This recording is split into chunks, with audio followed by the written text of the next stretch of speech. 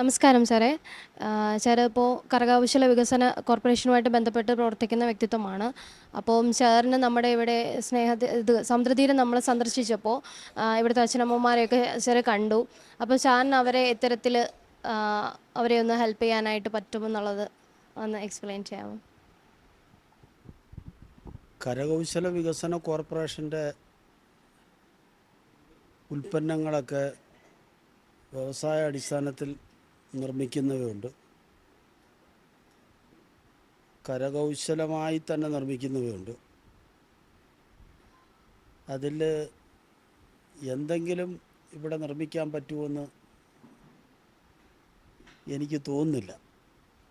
ഞാൻ എന്തെങ്കിലും ഇവിടെ നിർമ്മിക്കാൻ പറ്റുമെന്ന് പരിശോധിപ്പിക്കാം. ഞാൻ ഇവിടെ എൻ്റെ ഓഫീസർമാരെ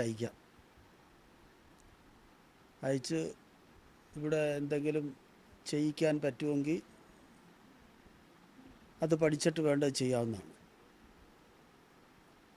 അടുത്ത ദിവസങ്ങളിൽ തന്നെ, അടുത്ത വർക്കിംഗ് ഡേയിൽ തന്നെ ബന്ധപ്പെട്ട ഓഫീസർമാരൂടെ വരും. സാർ, ഇത്തരത്തിലൊരു സന്ദർശനം ആദ്യമാണെന്ന് പറഞ്ഞു. അപ്പം ഷാൻ ഇവിടെ ഉണ്ടായ ഒരു അനുഭവം ഞങ്ങളോടൊന്ന് പറയാമോ? സന്ദർശനം ഇവിടെ ആദ്യമാണ്. ഞാൻ പത്തനാപുരം ഗാന്ധി ഭവൻ്റെ രക്ഷാധികാരികളിൽ ഒരാളാണ്.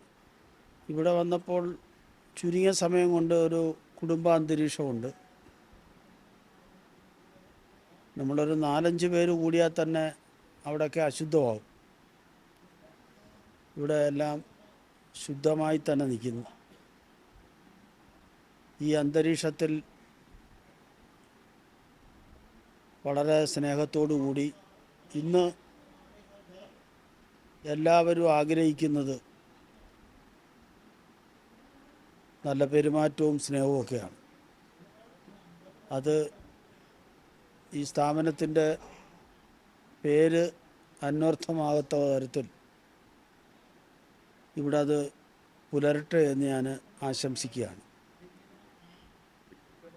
എനിക്കത് കഴിയുമെന്ന് തന്നെയാണ് എനിക്ക് ബോധ്യപ്പെട്ടിട്ടുള്ളത്. പിന്നെ പട്ടേലുമൊക്കെ എൻ്റെ അടുത്ത് പറഞ്ഞ് ഇതൊരു കച്ചവട മനോഭാവത്തോടു കൂടിയുള്ള അല്ല, സേവന തൽപരതയോടുകൂടിയാണ് എന്ന് പറയുന്നുണ്ട്. അങ്ങനെയാണെങ്കിൽ അത് മഹത്തായ ഒരു സംരംഭം തന്നെയാണിത്. ഇന്ന് കേരളം നേരിടുന്ന ഏറ്റവും പ്രധാനപ്പെട്ട പ്രശ്നങ്ങളിലൊന്നാണ് വയോജനങ്ങളെ സംരക്ഷിക്കുക എന്നുള്ളത്.